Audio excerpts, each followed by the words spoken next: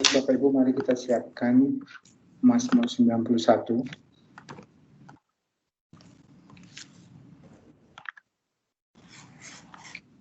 Mazmur 91, orang yang duduk dalam lindungan yang maha tinggi dan bermalam dalam naungan yang maha kuasa akan berkata kepada Tuhan, tempat perlindunganku dan kubu pertahananku, Allahku yang kupercayai. Sungguh, dialah yang akan melepaskan engkau dari jerat penangkap burung, dari penyakit sampar yang busuk. Dengan kepaknya ia akan melindungi engkau, di bawah sayapnya engkau akan berlindung, kesetiaannya ialah perisai dan pagar tembok. Engkau tak usah takut terhadap kedahsyatan malam, terhadap panah yang terbang di waktu siang, terhadap penyakit sampar yang berjalan di dalam gelap, terhadap penyakit menular yang mengamuk di waktu petang. Walau 1.000 orang rebah di sisimu dan 10.000 di sebelah kananmu, tetapi itu tidak akan menimpamu. Engkau hanya akan menontonnya dengan matamu sendiri dan melihat pembalasan terhadap orang-orang fasik. Sebab Tuhan ialah tempat perlindunganmu, yang maha tinggi telah kebuat tempat perteduhanmu, malapetaka tidak akan menimpa kamu, dan tulah tidak akan mendekat kepada kamahmu, sebab malaikat-malaikatnya akan diperintahkannya kepadamu untuk menjaga engkau di segala jalanmu. Mereka akan menentang engkau di atas tangannya supaya kakimu jangan terlantuk kepada batu.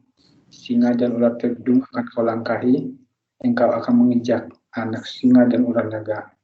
Sungguh hatinya melekat kepadaku, maka aku akan meluputkannya. Aku akan membentenginya sebab ia mengenal namaku. Bila ia berseru kepadaku, aku akan menjawab. Aku akan menyertai dia dalam kesesakan. Aku akan meluputkannya dan memuliakannya. Dengan panjang umur akan kukenyangkan dia, dan akan kuperlihatkan kepadanya keselamatan daripadaku. Mari kita berdoa. Allah yang baik, Allah yang kami kenal dalam nama Tuhan Yesus Kristus, kembali kami Tuhan datang ke hadapan-Mu, berkumpul bersehati siang hari ini Tuhan, untuk mendengar pengajaran-Mu yang disampaikan oleh Cisila dengan tema Face Your Battle. Kiranya Tuhan kami, Kau yang sertai kami semua di sini Tuhan, sehingga roh jahat yang akan mengganggu acara ini dapat diusir ya Tuhan. Demikian juga Cisila Tuhan, biarlah apa yang keluar dari perkataannya, biarlah hanya firman-Mu saja. Dalam nama Tuhan Yesus Kristus kami berdoa dan mengucap syukur. Amin. Oke, selamat sore teman-teman semuanya, Shalom. Hari ini kita akan bahas Face Your Battle. Intinya bahwa hidup itu adalah sebuah pertarungan, dan pertarungan itu harus kita hadapi. Kita tidak bisa menghindar, kita tidak bisa lari, kita tidak bisa minta Tuhan tolong angkat pertarungan ini, tapi kita harus belajar untuk menghadapi pertarungan itu. Karena kita sedikit review ya dari pelajaran minggu lalu, karena bagaimanapun juga kita ini hidup di dunia yang dikuasai oleh iblis. Karena itu kehidupan ini adalah sebuah peperangan. Karena itu kehidupan ini kita tuh hidup di atas padang gurun yang mau nggak mau memang kita harus lewati. Jadi mau nggak mau kita harus lewati padang gurun ini, no choice, kita harus hadapi.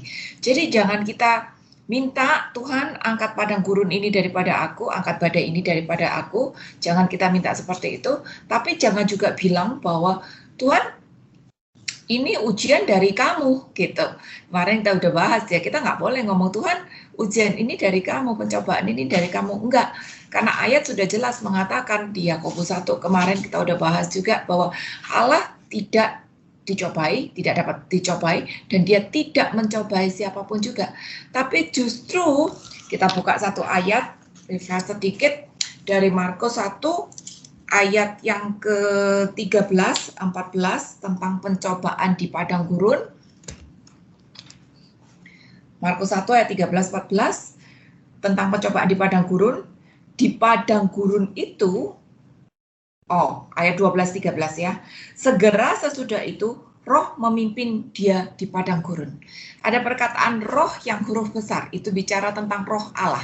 Jadi roh memimpin berarti roh Allah menuntun Yesus masuk ke dalam padang gurun. Padang gurun yang memang mau tak mau harus dihadapi.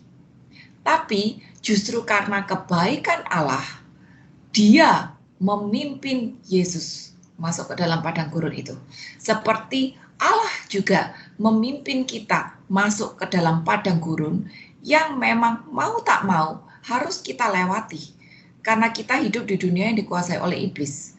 Dan dunia saat ini adalah padang gurun itu yang mau tak mau harus kita hadapi, harus kita lewati. Tapi justru karena Roh Allah memimpin, itu membuktikan bahwa Roh Allah itu baik. Seorang pemimpin, dia akan berjalan di depan. Dia akan membukakan jalan. Dia akan menuntun. Dia akan menjaga. Dia akan menyediakan. Makanya selama perjalanan di padang gurun, Israel pun mengalami itu. Dan Israel mendapatkan tiang awan, tiang api, ada makanan, ada air, ada oase, ada padang rumput hijau. Ada kebutuhan-kebutuhan yang mereka butuhkan. Kenapa? Karena Roh Allah memimpin. Jadi jangan pernah berpikir negatif terhadap Tuhan. Bukan berarti Roh memimpin terus dia cuma, dah kamu masuk ke padang gurun ya, aku tungguin di sini. Enggak. Allah itu adalah Allah yang kasih. Karena Allah adalah kasih, Dia tidak mungkin melakukan sesuatu yang bertentangan dengan hakikatnya Dia sendiri. Jadi karena Allah itu kasih, Dia justru memimpin kita. Berarti di padang gurun ini Dia ada bersama kita untuk memimpin kita di dalam menjalani kehidupan, menjalani padang gurun yang mau tak mau memang harus kita jalani saat ini. Lalu ayat 13, ada perkataan di padang gurun itu ia tinggal 40 hari lamanya dicobai oleh iblis. Karena iblis memang hidup di padang gurun kan? Seperti iblis hidup di dunia ini. Jadi iblis itu ada untuk gangguin kita gitu. Membuat kita jatuh pada kedagingan kita sendiri. Yang mencobai kita itu iblis, bukan Tuhan. Yang mencobai kita itu adalah iblis. Dan kalau kita terpikat oleh pencobaan itu, seperti Hawa terpikat oleh pencobaan yang diadakan oleh iblis, di situ iblis menang, di situ iblis senang gitu. Nah, Allah tidak mencobai, tapi iblis yang mencobai. Allah justru hadir untuk memagari kita. Sehingga setiap ujian-ujian, pencobaan-pencobaan yang mungkin ditujukan kepada kita, itu tidak melebihi kekuatan kita. Di situ sebetulnya kebaikan Allah. Jadi ingat ya, Allah itu kasih. Dia tidak mungkin melakukan sesuatu yang bertentangan dengan kodratnya Dia sendiri, yang bertentangan dengan hakikatnya Dia sendiri. Justru Dia ada untuk memimpin, menemani kita, menyediakan untuk kita, dan memagari. Sehingga apa yang mungkin kita alami tidak melebihi kekuatan kita. Ya, kita dicobai terus oleh iblis selama kita berjalan di padang gurun ini. Tapi di padang gurun itu ada binatang-binatang liar gitu. Selain binatang liar ada juga malaikat-malaikat. Jadi kita harus ingat ya, di padang gurun ini bukan cuma ada yang jelek-jelek doang gitu. Tapi ada juga malaikat-malaikat. Siapa itu malaikat-malaikat? Ibrani 1 ayat 14 menjelaskan. Ibrani 1 ayat 14. Bukankah mereka semua adalah roh-roh yang melayani, yang diutus untuk melayani mereka yang harus memperoleh keselamatan. Jadi malaikat-malaikat itu adalah roh yang memang Allah suruh untuk menolong kita selama kita berjalan menuju keselamatan itu tadi. Itulah kebaikan Allah. Jadi selama kita hidup di atas dunia yang adalah padang gurun, jangan terfokus pada yang tidak enak. Jangan terfokus pada battlesnya, tapi justru kita harus terfokus bahwa Allah ada di dalam battles ini. Bahwa di dalam battles ini ada juga malaikat-malaikat yang Dia suruh untuk melayani Anda dan saya. Gitu. Itulah kebaikan Allah. Jadi kita tahu ya sekarang bahwa bagaimanapun juga kita harus menjalani padang gurun ini. Berarti kita harus menghadapi battles ini. Tidak ada cara lain. Selama kita hidup, kita harus menghadapi battles itu. Dan pada saat kita menghadapi peperangan-peperangan di dalam kehidupan kita, jangan kita berontak. Jangan kita berontak. Justru kita harus belajar untuk berjalan bersama Allah, mengikuti tuntunan Tuhan tanpa berontak, tanpa marah sama Tuhan, agar rencana Tuhan tetap terjadi dalam diri Anda dan saya. Gitu. Kalau kita berontak, bisa-bisa rencana Allah nggak terjadi dalam hidup kita, atau terdelay, gitu, karena kitanya berontak terus, gitu. Bisa juga seperti itu.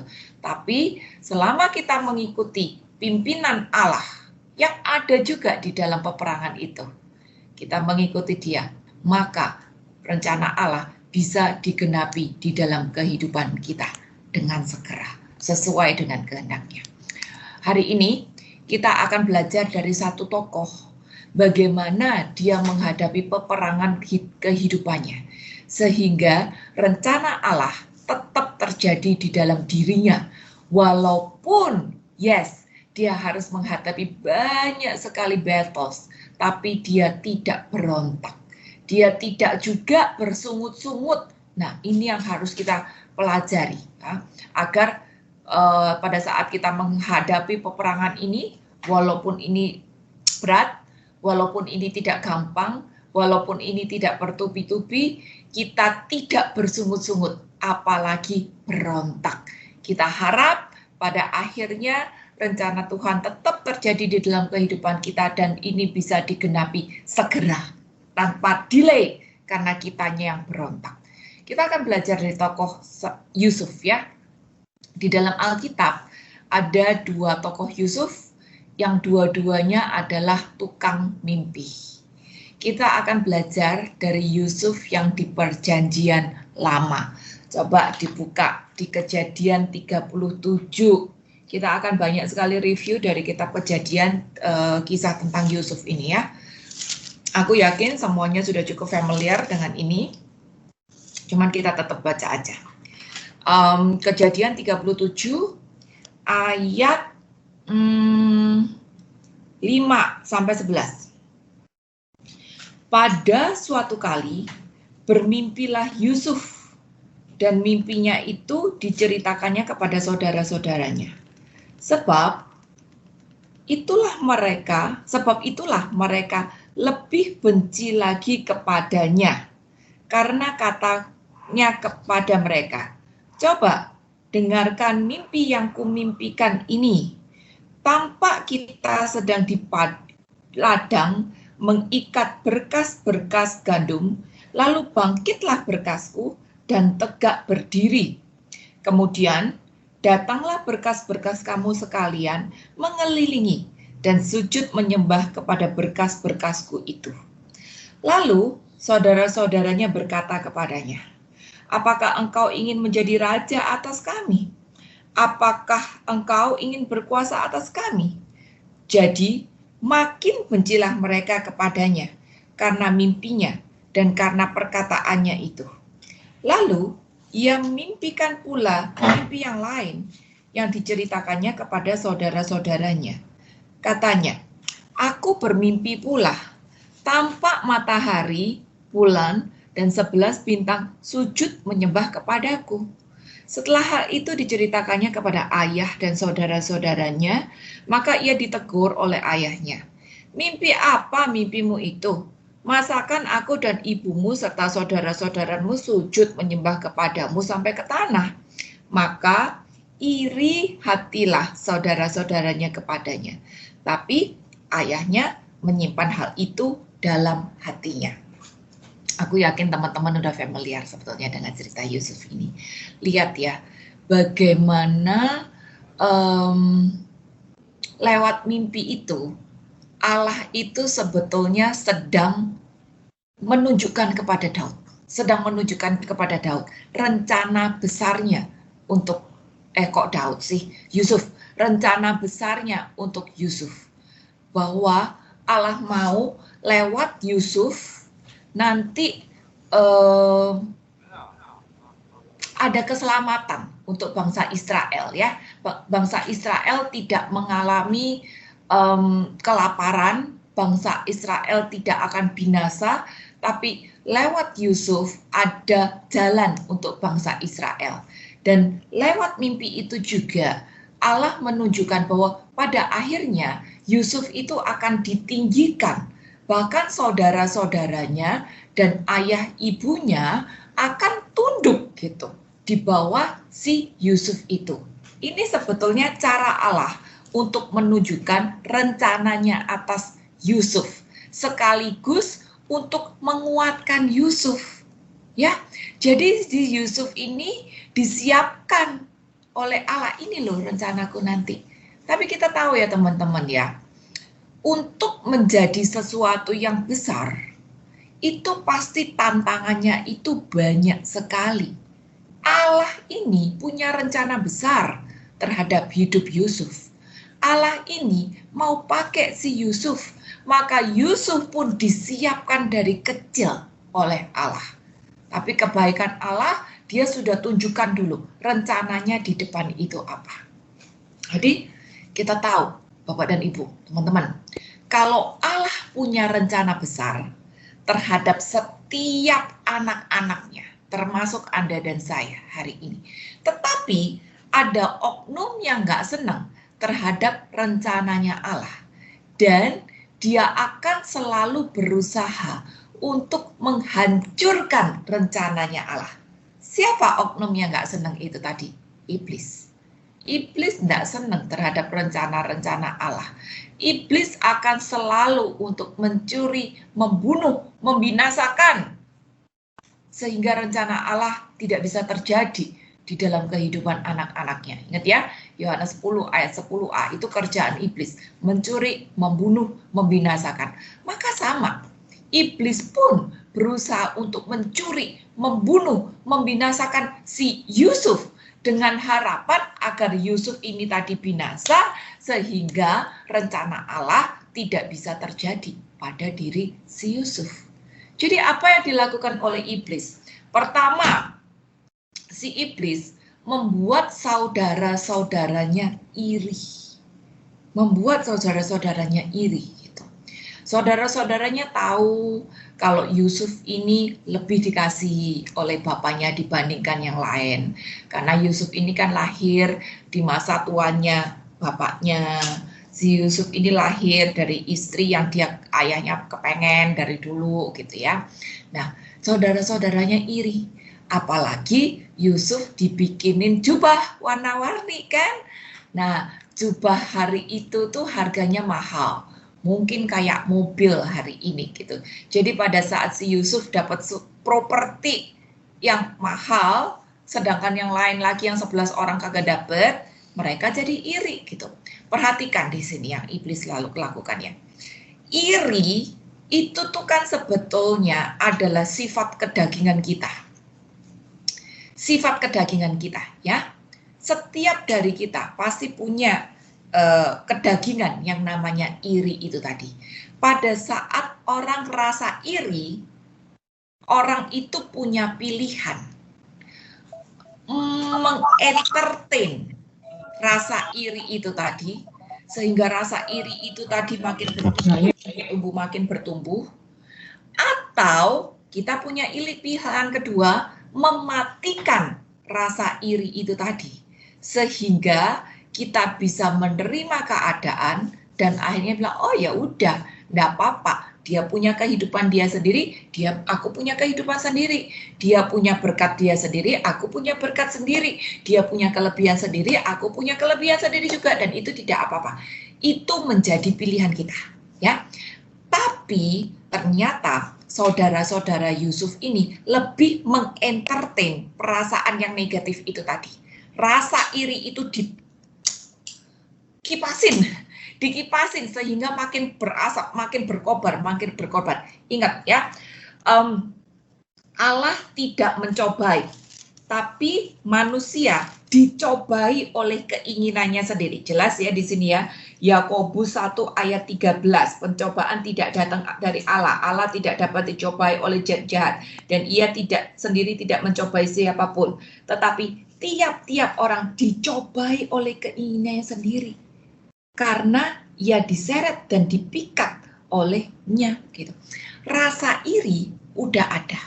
Si iblis iming-iming, iya tuh bapakmu masa cuma dia doang gitu. Lihat tuh, si Yusuf gede kepala tuh, dapat jubah warna-warni tuh. Wah, jangan sampai dia ngelunjak. Nah, ini kedagingan kita, kedagingan saudara-saudaranya, wah makin kompor. Iya tuh, bener tuh. Wah, bisa-bisa ngelunjak. Dia kan kecil, harusnya dia respect sama kita. Dia entertain terus rasa iri. Dia tidak mau mematikan rasa iri itu tadi. Ada ayat yang mengatakan seperti ini.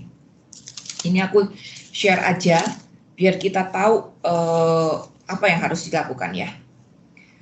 Lihat Kejadian 4 ayat 7 gitu. Kalau kita kedagingannya ini lagi muncul sedikit, ya, baca Kejadian 4 ayat 7. Apakah mukamu tidak berseri jika engkau berbuat baik? Tapi jika engkau tidak berbuat baik, dosa sudah mengintip depan pintu. Ia sangat menggoda engkau, tapi engkau harus berkuasa atasnya. Rasa iri itu wajar. Tapi saat rasa iri itu ada, dosa sudah mengintip di depan pintu.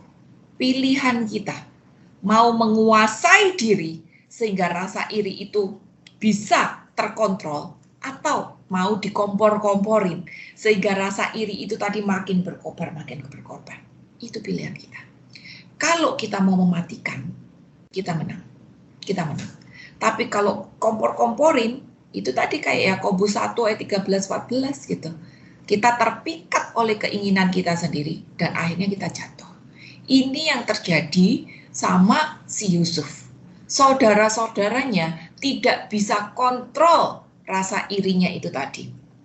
Maka dari sekedar rasa iri, mereka jadi benci.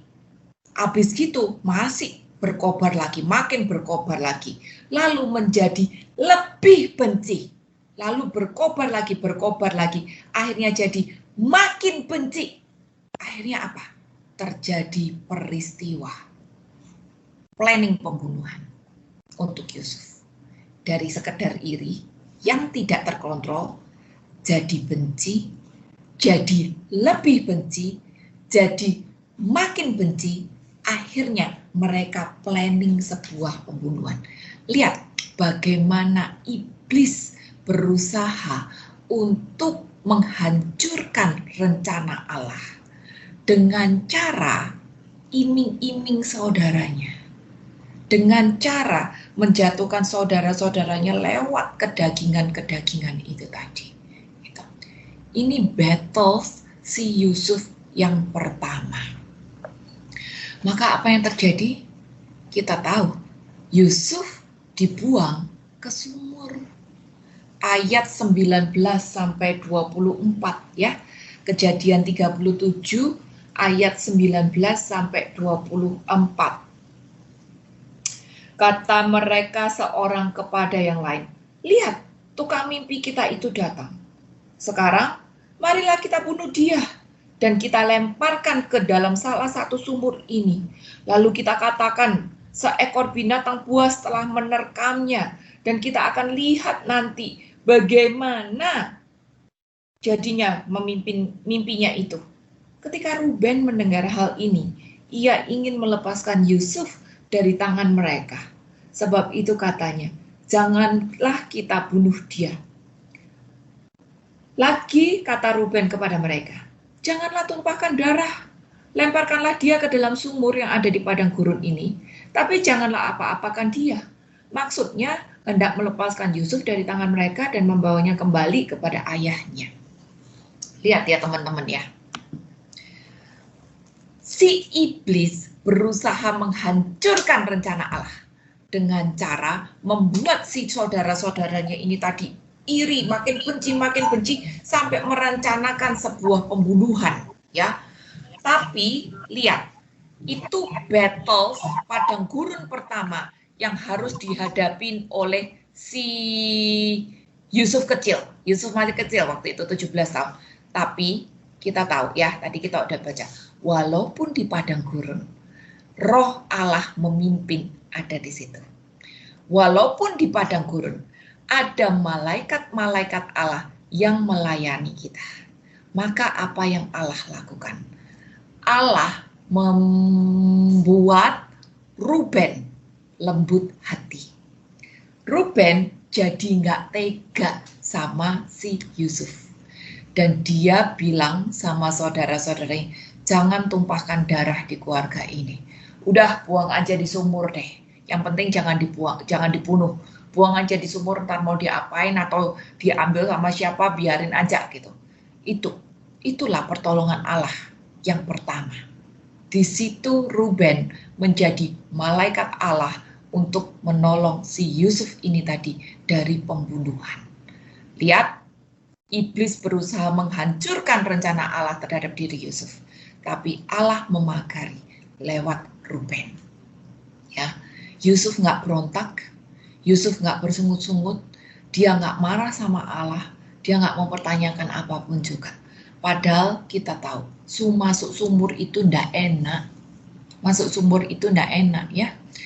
Sempit, dalam, gelap, nggak bisa manjat ke atas, nggak tahu di atas ada apa, nggak tahu kapan ditolong, nggak tahu nanti bagaimana bakal hidup atau bakal mati. Itu padang gurun loh. Nggak jarang sekali orang lewat, berhari-hari orang baru bisa lewat. Jadi nggak enak gitu, nggak enak. Yusuf tidak tahu apa yang terjadi bakalan pada kehidupannya nanti gitu. Tapi dia tidak bersungut-sungut. Dia tetap menjalani battlesnya itu tadi dengan baik. Sampai Allah mengirimkan pertolongan kepada dia. Nah, teman-teman, mungkin hal ini juga bisa terjadi di dalam kita ya. Bisa jadi kita merasa saat ini hidup kita itu sedang di dalam sumur yang berat, yang dalam, yang gelap. Kita tidak bisa melihat jalan keluar. Kita tidak tahu kapan bisa memanjat ke atas. Kita tidak tahu bagaimana caranya naik ke atas. Kita tidak tahu bagaimana nanti akan ada yang nolong aku atau enggak gitu. Kita tidak tahu. Sepertinya gelap. Sepertinya hopeless. Dan aku enggak bisa tolong diriku lagi gitu. Tapi kita harus belajar kayak Yusuf. Bagian kita cuma percaya aja. Percaya aja bahwa Allah ada bersama aku. Memimpin aku di dalam menghadapi battles ini. Dia ada bersama aku di padang gurun ini. Karena apa? Karena aku adalah anaknya. Saat aku punya iman bahwa aku adalah anaknya, maka aku percaya bahwa aku berhak untuk menerima janji-janjinya. Itu. Apa sih janji Allah? Banyak ya, kita tahu banyak sekali janji Allah. Kita coba aja buka salah satunya deh. 1 Yohanes 2 ayat yang ke-25. 1 Yohanes 2 ayat 25.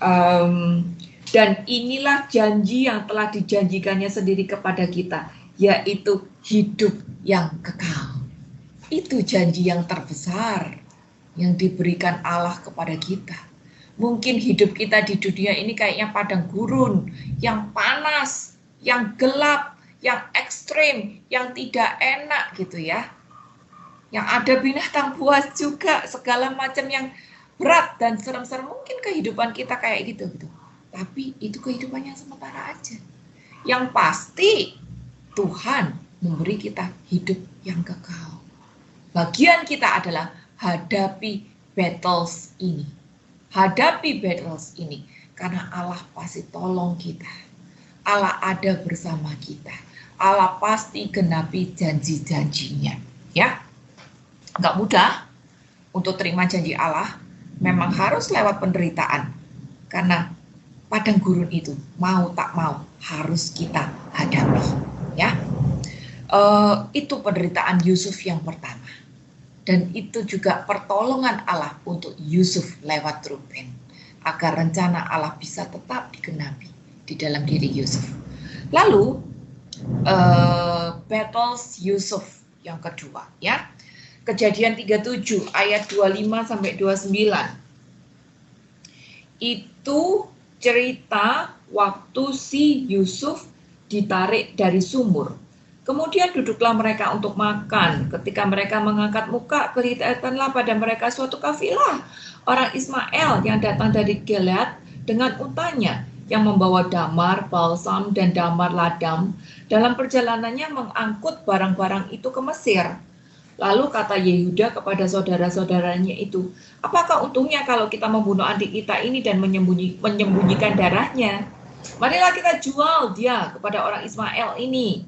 Tapi janganlah kita apa-apakan dia, karena ia saudara kita, darah daging kita. Dan saudara-saudaranya mendengarkan apa yang dikatakannya itu. Ketika ada saudagar-saudagar Midian lewat, Yusuf diangkat ke atas dari dalam sumur itu, kemudian dijual kepada orang-orang Ismail itu dengan harga 20 shikal perak. Lalu Yusuf dibawa mereka ke Mesir. Ketika Ruben kembali ke sumur itu, ternyata Yusuf tidak ada lagi di dalamnya. Lalu dikoyakkanlah bajunya. Lihat teman-teman. Ternyata walaupun Ruben sudah mau akal-akalin dia untuk tolong Yusuf sehingga tidak terjadi pembunuhan di dalam keluarga itu, saudara-saudaranya masih kepengen untuk bunuh Yusuf. Saudara-saudaranya masih pengen untuk bunuh Yusuf.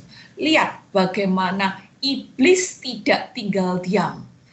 Iblis terus berusaha untuk menghancurkan rencana Allah terhadap diri si Yusuf, ya. Dia buat saudara-saudaranya masih pengen untuk bunuh si Yusuf. Tetapi pertolongan Allah selalu ada. Kali ini Allah pakai Yehuda. Allah pakai Yehuda. Yehuda berpikir, yaudahlah, jangan sampai ada pembunuhan di keluarga ini. Benar sih Ruben, ngapain? Nggak ada untungnya buat kita kalau terjadi pembunuhan di sini. Lebih baik dijual aja deh, lumayan dapat duit. Inilah pertolongan Allah lewat Yehuda. Di sini Yehuda yang turun menjadi malaikat yang menolong Yusuf sehingga rencana Allah tetap bisa berjalan. Tidak terjadi pembunuhan di dalam keluarga ini. Maka Yusuf ditarik dari dalam sumur. Teman-teman bayangin ya, pada waktu Yusuf ditarik keluar dari sumur, wah Yusuf itu pasti senangnya setengah mati. Dia pasti pikir, wah saudaraku ternyata cuma bercanda doang nih ya. Dia nggak bermaksud benar-benar ninggalin gue. Dia tidak bermaksud untuk membunuh aku gitu. Mereka cuma bercanda. Wah, si Yusuf pasti leganya luar biasa waktu ditarik keluar itu tadi. Tapi ternyata begitu dia sampai ke atas, siapa yang dia lihat? Pedagang dari Midian. Wah, PHP dia pikir. Langsung pupus hatinya dia. Ternyata gue dijual ini ke pedagang-pedagang Midian gitu. Teman-teman, tunggu sebentar ya, aku ngecas sebentar.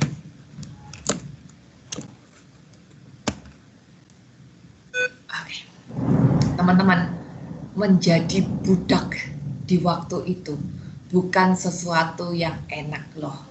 Budak itu beda sama pembantu.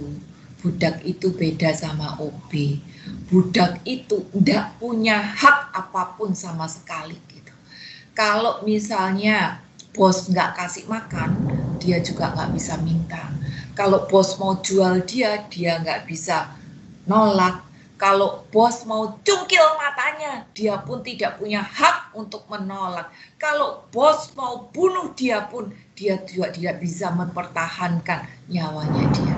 Jadi bisa dibilang budak itu tidak ada nilainya, dianggap kayak binatang yang diperlakukan seenak-enaknya. Tidak ada peri kemanusiaan sama sekali. Jadi mungkin si Yusuf pada waktu dia lihat bahwa dia dijual sebagai budak, mungkin dia juga berpikir, waduh, enakan mati di sumur kali ya. Kalau jadi budak, jangan-jangan aku disuruh jadi gladiator. Jangan-jangan aku bakal dicungkil mata. Jangan-jangan aku mau diperlawankan dengan singa. Ingat nggak film-film zaman dulu tuh gladiator gitu-gitu ya. Suruh berantem melulu, suruh perang lawan singa kayak gitu-gitu ya.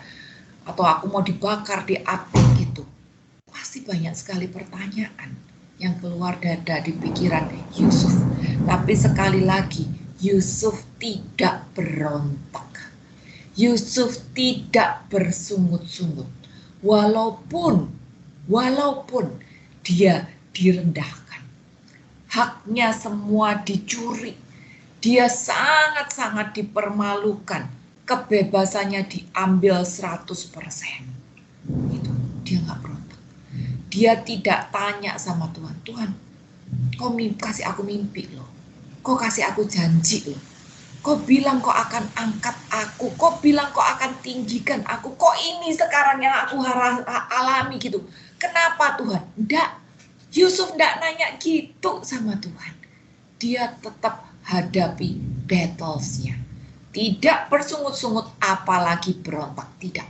Dia tetap menerima kehidupannya. Dia tetap hadapi padang gurun yang memang harus dia hadapi itu tadi. Tapi teman-teman, sekali lagi, Tuhan tolong dia. Tuhan udah buka jalan lewat Ruben, Tuhan udah buka jalan lewat Yehuda. Kali ini Tuhan tolong juga. Ingat bahwa kalau Tuhan tidak izinkan pencobaan-pencobaan melebihi kekuatan. Ingat ya itu ya. 1 Korintus 10 ayat 13. Walaupun si iblis berusaha untuk menjatuhkan beban 100 ton terhadap diri Yusuf sampai kematian yang direncanakan oleh si iblis. Tapi Tuhan pagari itu. Tuhan pagarin itu semua. Tuhan hanya izinkan sebatas kekuatan Yusuf. Dan kalau kita jatuh tidak sampai tergeletak.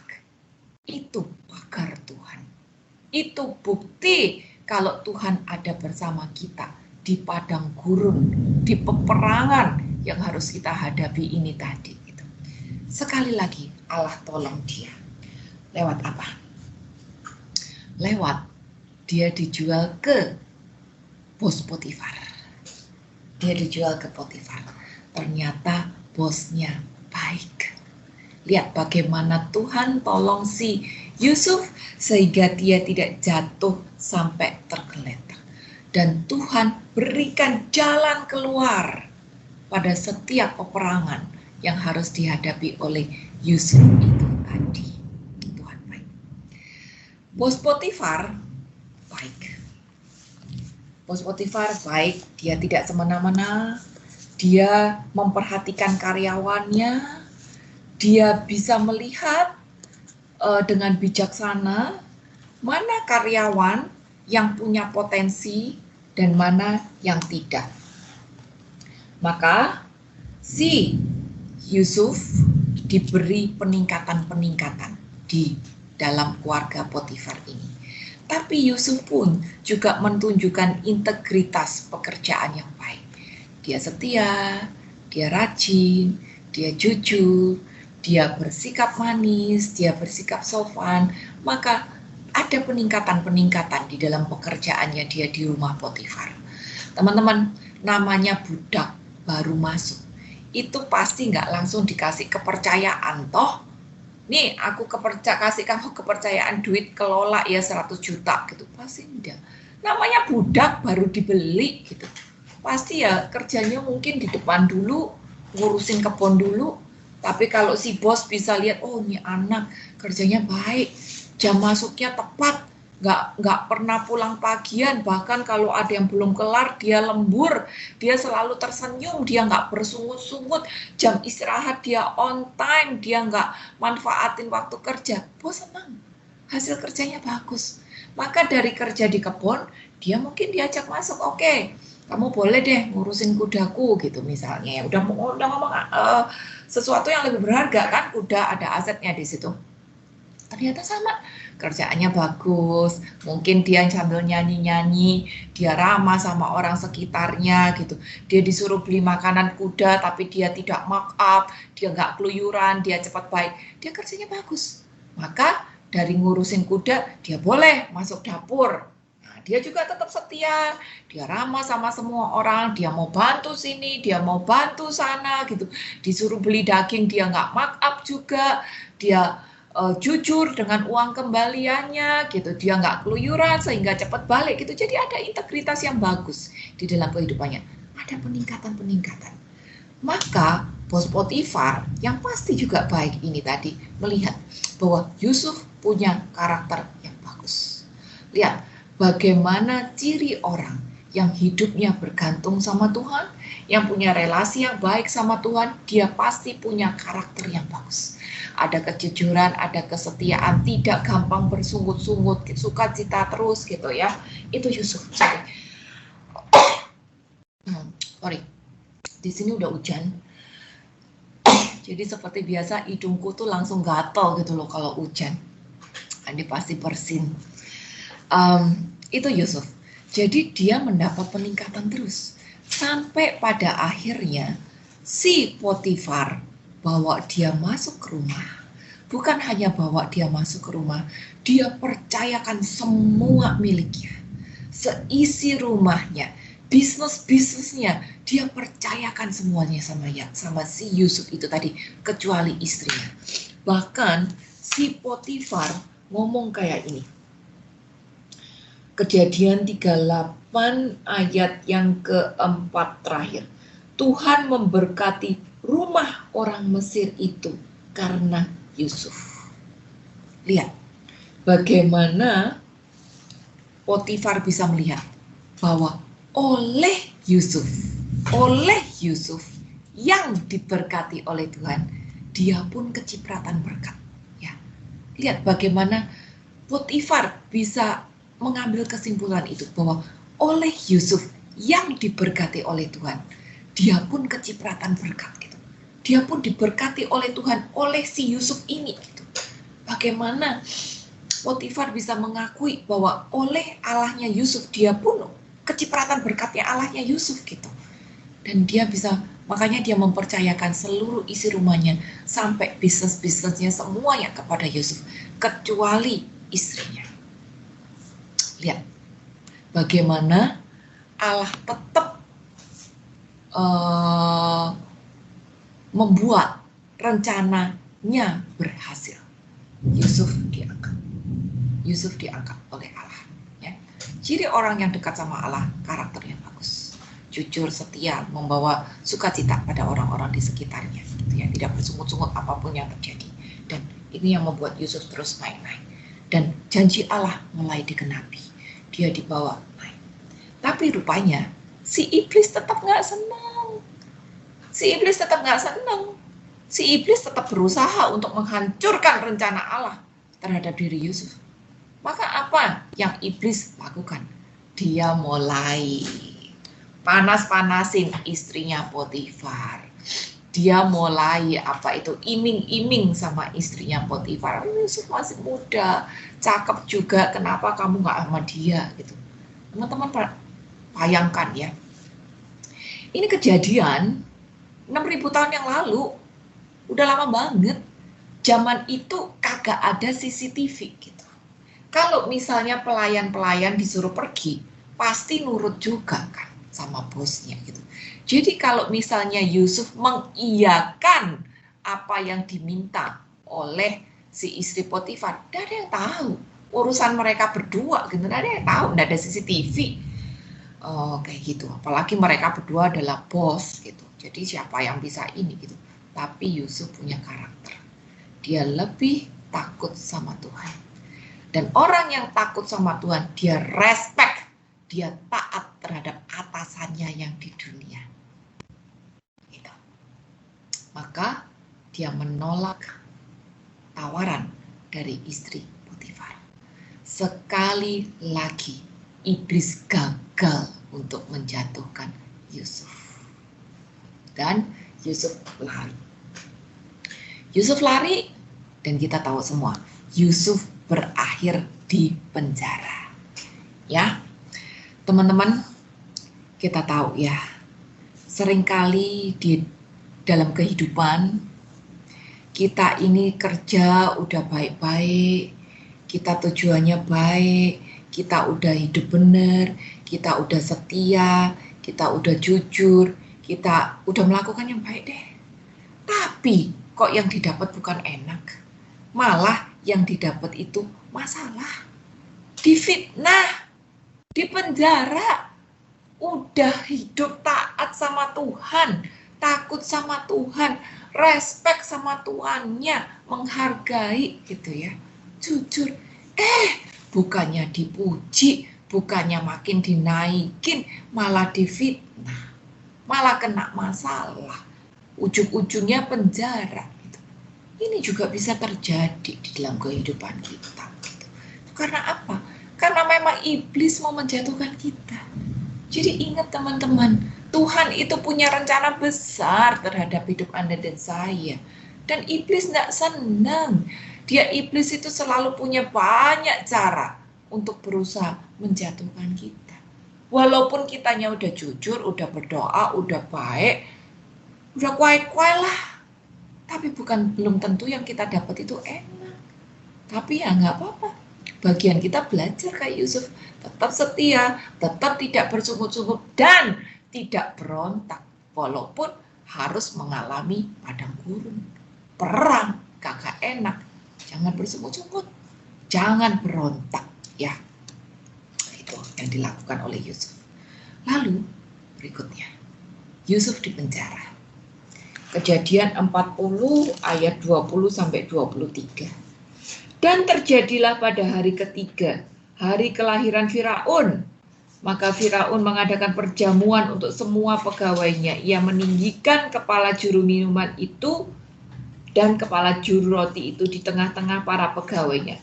Kepala juru minuman itu dikembalikannya pada dalam jabatannya, sehingga ia menyampaikan pula pada piala ke tangan Firaun.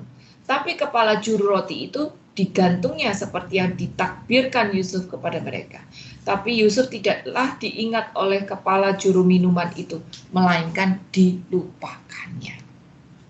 Kita tahu ceritanya, teman-teman. Di penjara, Yusuf tetap melakukan yang terbaik. Dia setia, dia jujur, dia melayani. Akhirnya apa yang terjadi? Kepala penjara suka sama dia. Dan dia dipercaya untuk kelola penjara itu. Bayangin, seorang nabi punya kunci-kunci penjara. Kalau mau kabur dia bisa, tapi dia nggak kabur. Karena dia kelola penjara itu, dia punya kunci peti duit juga gitu. Tapi dia tidak curi, karena dia takut sama Tuhan. Dia respect sama Tuhan. Jadi dia tetap lakukan bagian dia dengan jujur. Satu hari dia ketemu juru minum sama juru roti yang mimpi, dan dia artikan mimpinya itu, dan itu terjadi. Mimpi itu digenapi. Seperti kita baca pada saat juru minum dibebaskan sesuai dengan nubuatan Yusuf atas mimpinya. Ternyata setelah bebas, si juru minum lupa sama Yusuf, nggak terima kasih sama Yusuf, lupa gitu. Teman-teman, ini pun bisa terjadi sama kita. Lihat bagaimana iblis tetap berusaha untuk mematahkan rencana Tuhan. Lewat si juru minum yang lupa, ya. Yusuf masih stuck di penjara. Gitu. Sepertinya rencana Allah terhadap Yusuf, wah, mimpi waktu umur 17 itu kayaknya jauh deh, nggak tahu kapan tergenapi gitu. Yusuf lakukan yang terbaik, buat baik gitu, malah dilupakan. Ini juga bisa terjadi sama kita gitu. Bisa jadi kita berbuat baik, orang butuh kita tolongin, waktunya kita butuh, tolong, dianya pergi, dianya ngumpet, dianya dihubungin nggak bisa gitu. Teman-teman malah menghilang, bisa jadi itu terjadi pada hidup kita. Tapi lihat bahwa bagaimanapun juga rencana Allah itu pasti digenapi dalam hidup kita. Bagian kita adalah berjuang agar tidak bersungut-sungut, apalagi berontak. Saat Tuhan sendiri berjanji untuk meninggikan Yusuf, bukan berarti Yusuf bebas dari masalah. Bukan berarti Yusuf hidupnya terus smooth dan tidak ada peperangan. Tetap aja Yusuf banyak perang. Tetap aja Yusuf harus berjalan di padang gurunnya. Semakin tinggi rencana Allah terhadap hidup kita, iblis makin gak senang. Maka bisa jadi peperangan-peperangan yang harus kita hadapin pun makin dahsyat, seperti yang dialami oleh Yusuf ini tadi. Di sini kita belajar untuk tidak meninggalkan masalah, tidak berontak terhadap Tuhan, tapi kita belajar bagaimana kita harus menyikapi masalah, bagaimana cara kita menghadapi peperangan ini, sehingga kita bisa menang sampai akhir, sehingga rencana Allah bisa terus digenapi di dalam kehidupan kita tanpa terdelay. Gitu. Apa yang dilakukan oleh Yusuf saat dia menghadapi badai-badai peperangan itu tadi? Yang pertama, lihat, waktu Yusuf ketemu sama Miss Potifar, Yusuf menolak dosa. Ada godaan untuk berbuat dosa yang tidak akan diketahui oleh siapapun juga. Tapi Yusuf menolak dosa. Teman-teman, tawaran-tawaran untuk berbuat dosa itu akan selalu ada di depan mata kita. Ya, pada saat kita menghadapi masalah, peperangan, apapun itu, iblis akan menawarkan di depan mata kita untuk berbuat dosa. Macam-macam caranya. Mungkin kalau lagi butuh duit, kita diberi tawaran untuk mencuri sesuatu, uang kek, HP kek gitu, yang mungkin bisa kita lakukan dengan mudah tanpa orang ketahui gitu. Tawaran dari iblis. Tapi bisa juga iblis menawarkan kepada kita, nih kasih solusi lewat perdukunan lah, lewat orang pinter lah, macam-macam, bisa juga. Iblis juga bisa menawarkan tantangan pada kita untuk merampok, untuk marahin orang yang sudah menipu kita, untuk marahin orang-orang yang sudah bikin hidup kita susah, bisa juga gitu. Jadi selalu ada tawaran-tawaran untuk berbuat dosa yang sepertinya bakal membuat masalah kita lebih enteng. Tapi lewat jalur dosa. Bagian kita adalah cepat-cepat tolak itu semua. Seperti Yusuf cepat-cepat lari dari depannya Nyonya Potifar. Walaupun bajunya harus ketinggalan di situ karena ditarik. Gitu. Baju hari itu kan nggak kayak sekarang ya. Cuman kain dibebet, diikat gitu doang. Bukan kayak sekarang yang harus ada kancing, copot-copot tali, ada tangan, nggak seperti itu. Baju zaman itu kan cuman kain ditali doang. Jadi tariknya memang gampang sekali gitu. Tapi Yusuf kambuan, lari cepat-cepat gitu, menolak dosa. Ini bagian kita. Cepat-cepat lari untuk tolak dosa itu tadi. Karena semakin kita berlama-lama di depan iming-iming itu tadi, maka kita akan dapat semakin jatuh. Yusuf cepat lari, jadi dia nggak jatuh. Dia cepat lari untuk tolak tawaran dosa, jadi dia jatuh. Bandingkan dengan Daud pada waktu dia lihat Batsheba. Daud tidak cepat-cepat lari pada waktu dia lihat Batsheba. Dia malah diam di balkon dan menikmati nonton Batsheba. Akhirnya dia mikir, siapa itu? Panggil dong itu orang siapa? Gitu. Karena dia tidak cepat lari, akhirnya Daud jatuh pada dosa. Kita belajar kayak Yusuf. Cepat lari pada saat tantangan dosa itu tadi hadir. Aku juga pernah hadapi. Pada waktu aku punya masalah yang luar biasa, pernah ada satu tante datang dan ngomong, aduh Sheila kok kamu tuh kasihan banget ya, aku lihat kamu tuh, masa lalu luar biasa banget gitu, ayo aku ajak kamu yuk ketemu satu orang gitu, kamu bawa aja Alkitabmu nggak apa-apa, kamu cerita-cerita aja sama dia, nanti kamu boleh doa apapun juga sama di sana, kamu mau baca Alkitab boleh, kamu mau rosario boleh, kamu mau doa apa aja boleh, nanti kelar ngobrol-ngobrol sama dia, paling dia kasih kamu nasihat apa, nggak ada salahnya kan, dengerin nasihat orang nggak apa-apa kan, paling-paling nanti kamu dikasih batu sama dia buat pegangan gitu, dengerin aja nasihatnya dia. Nah, pada saat si tante bilang paling kamu cuma dibawain batu doang, di situ sebenarnya kita mikir ya, wah itu ngapain gitu di Alkitab nggak ada yang namanya jimat batu, jadi itu pasti sesuatu yang bertentangan dengan Allah. Ada tawaran untuk berbuat dosa. Apapun itu, aku tidak tahu apa yang teman-teman hari ini hadapi, tapi di sini kita belajar. Apapun peperangan yang hari ini kita hadapi, belajar untuk menolak dosa. Cepetan lari. Seperti yang dilakukan Yusuf. Lalu yang kedua, Yusuf ini setia dalam perkara-perkara kecil. Lukas 16 ayat 10 bilang, setia pada perkara-perkara kecil, baru kita diberi kepercayaan untuk melakukan hal-hal yang besar. Yusuf ini setia dalam perkara-perkara kecil. Makanya Tuhan memberkati setiap pekerjaannya. Walaupun dimasuk sebagai budak, walaupun di dalam penjara, Yusuf setia pada perkara-perkara kecil. Ya, sampai akhirnya dia bisa menjadi tangan kanan Firaun. Itu karena dia mulai dari yang kecil dulu.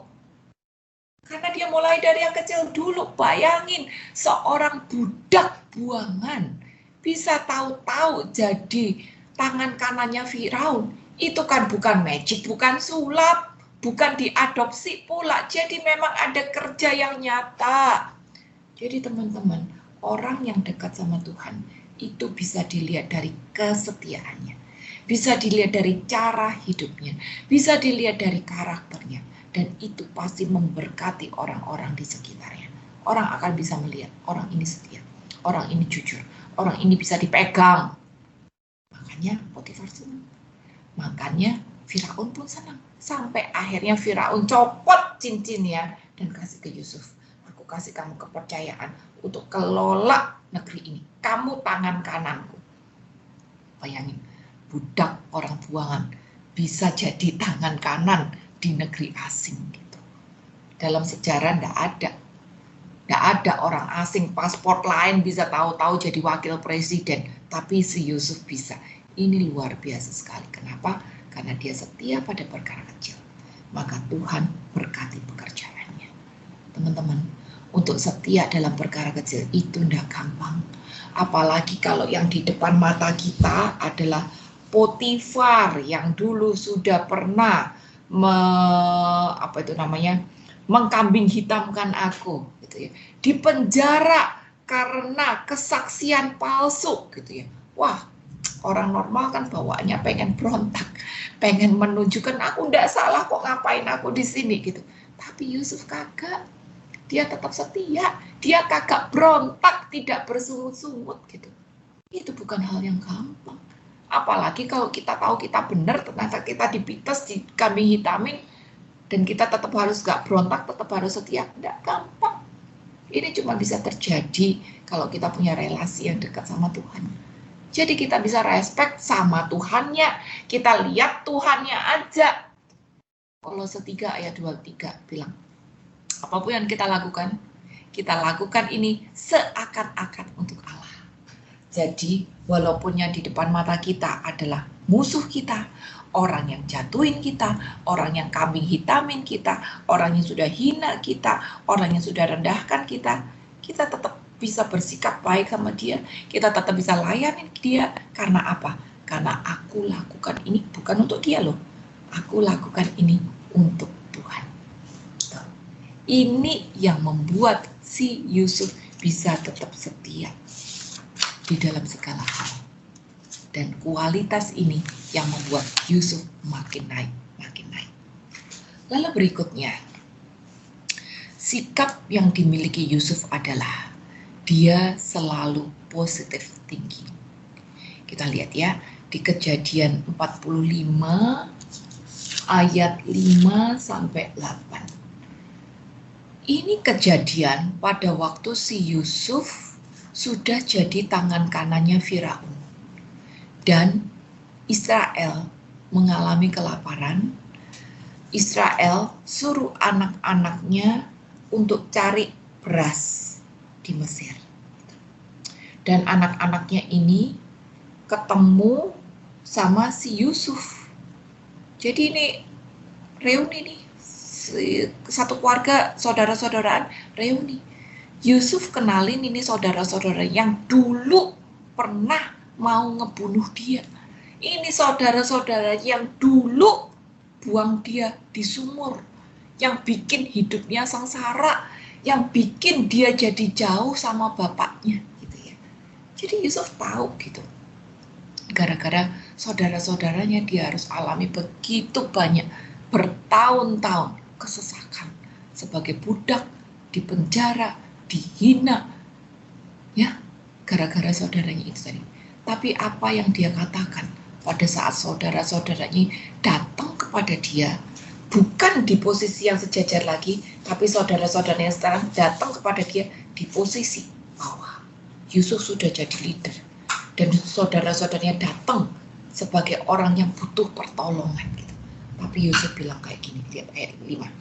Tetapi sekarang janganlah bersusah hati dan janganlah menyesali diri karena kamu menjual aku ke sini, sebab untuk memelihara kehidupanlah Allah menyuruh aku mendahului kamu. Karena telah 2 tahun ada kelaparan dalam negeri ini, dan selama 5 tahun lagi orang tidak akan membajak atau menuai. Maka Allah telah menyuruh aku mendahului kamu untuk menjamin kelanjutan keturunanmu di bumi ini dan untuk memelihara hidupmu, sehingga sebagian besar daripadamu tertolong. Jadi bukanlah kamu yang menyuruh aku ke sini, tapi Allah, dialah yang telah menempatkan aku sebagai bapak bagi Firaun dan tuan atas seluruh istananya dan sebagai kuasa atas seluruh tanah Mesir. Teman-teman, Yusuf punya mindset yang positive thinking gitu ya. Dia bisa memandang hal yang baik dari kejadian yang paling buruk sekalipun.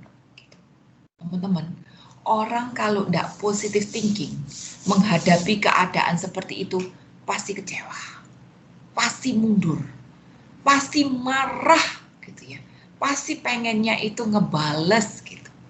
Tapi Yusuf berbeda, dia positive thinking, maka dia bisa tetap bersikap positif di dalam keadaan yang paling negatif sekalipun.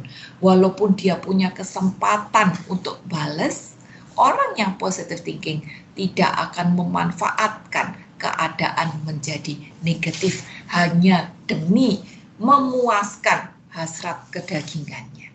Ini. Filipi 4 ayat 8 mengatakan bahwa semua yang suci, semua yang baik, semua yang manis, semua yang sedap didengar, itu harusnya ada di sini. Dan kalau kita punya yang manis, yang suci, yang sedap didengar ini ada di sini, itu adalah hasil dari lahir baru. Orang disuruh berubah ininya dulu. Roma 12 ayat 2 mengatakan, perbaharuilah akal budimu, renewing of your mind, perbaharuin ini.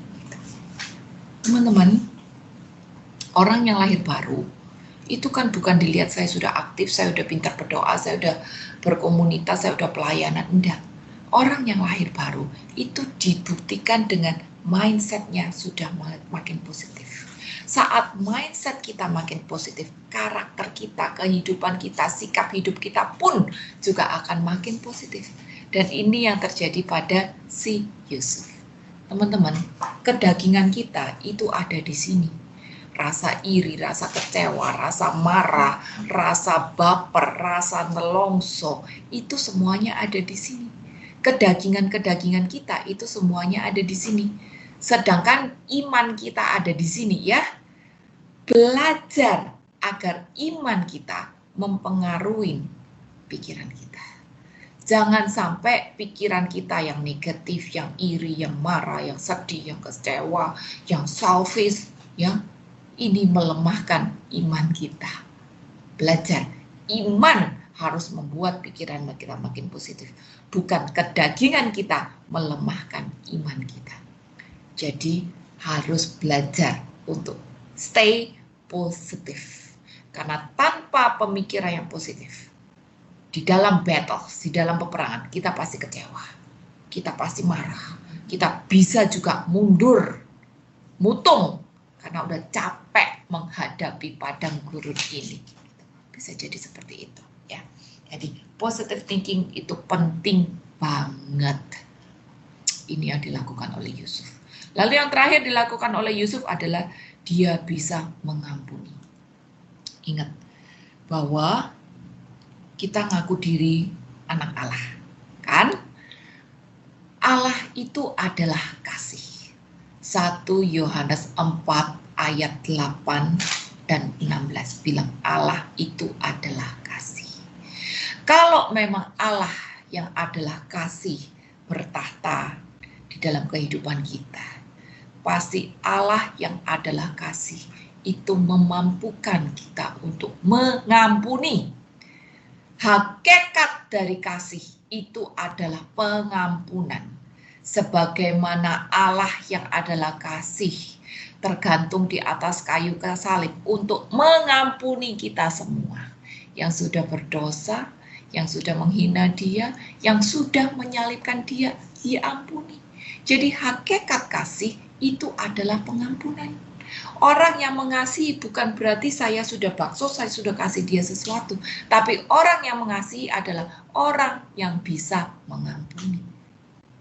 Cek. Siapa orang yang paling merugikan aku? Siapa orang yang sudah kambing hitamkan aku? Siapa orang yang sudah menghina hak aku? Siapa orang yang sudah mencuri hakku hari ini? Sudahkah aku mengampuni dia? Dari pelajaran Yusuf. Bagaimana Yusuf mengampuni saudara-saudaranya yang sudah membunuh, yang sudah menyusahkan hidupnya. Tapi dia tetap bisa ampuni. Tuh. Kita harus bisa lakukan itu juga. Dan teman-teman, pengampunan itu bukan cuma sekedar tidak membalas dendam. Ya. Pengampunan itu bukan cuma sekedar tidak membalas dendam. Tapi pengampunan itu juga berarti harus berusaha untuk memulihkan hubungan. Nah, memulihkan hubungan berarti apa? Saat ketemu, saya nyapa duluan. Kalau nggak ketemu, saya juga harus berani untuk WA dia duluan. Gitu. Memulihkan hubungan, bagaimanapun caranya. Banyak cara hari ini kita bisa lakukan untuk bisa reach orang-orang itu yang sudah menyakiti hatiku, gitu ya. Memulihkan hubungan sampai hal itu dulu seakan-akan sudah tidak terjadi. Hatiku sudah plong. Saya udah gak kesel lagi sama dia. Saya bisa kalau ketemu dia, peluk dia, ngomong, ketawa, bercanda. Seperti hal itu tidak terjadi. Ini dilakukan oleh Yusuf. Dia bukan cuma sekedar tidak membalas dendam, tapi dia memulihkan hubungan. Jadi teman-teman, face your battle. Mau tidak mau, kita memang harus menjalani peperangan ini. Mau tidak mau, memang kita harus menjalani padang gurun ini. Tapi ingat, di dalam padang gurun ini ada roh Allah memimpin. Berarti dia hadir. Dia ada bersama kita di padang gurun ini. Dia ada bersama kita di dalam peperangan ini. Dia tidak sendirian juga. Dia kirim malaikat-malaikatnya untuk menemani kita, untuk melayani kita. Bagian kita adalah tidak bersungut-sungut, apalagi berontak, dan terus menjaga sikap hidup kita, sehingga walaupun iblis berjuang untuk menggagalkan rencana Allah yang besar atas hidup kita, kita tetap bisa belajar seperti Yusuf untuk menolak dosa, untuk tetap setia di dalam perkara-perkara kecil, untuk menjaga kontrol pikiran kita agar tetap positif. Imanku harus bisa mempositifkan pikiranku, dan terutama untuk bisa mengampuni sampai memulihkan hubungan, sehingga iblis gagal di dalam menghancurkan rencana Allah. Dan rencana Allah tetap bisa digenapi di dalam kehidupan Anda dan saya semuanya on time, tanpa terdelay. Karena apa? Karena kitanya pun bersikap seperti seharusnya, tanpa berontak, tanpa bersungut-sungut. Semoga bisa menjadi berkat dan kekuatan di dalam menjalani kehidupan yang nyata. Tuhan Yesus memberkati. Oke, ada waktu sedikit, mungkin